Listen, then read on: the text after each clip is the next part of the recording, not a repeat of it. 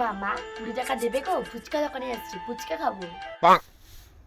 ফুচকা পয়সা নেই, খেতে হবে না, যা।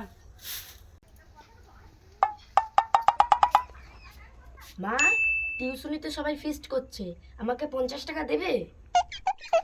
উফ, আমাকে দেখলেই কি তোর পয়সার কথা মনে হয়? তুমি দেবে কিনা বলো তো? না, আমার কাছে কোনো পয়সা নেই। জানি তো পয়সা নেই, টাকা আছে। আরে নেহা, আমি একটু বেরোলাম। আরে দাঁড়াও দাঁড়াও, 500 টাকা দিয়ে যাও।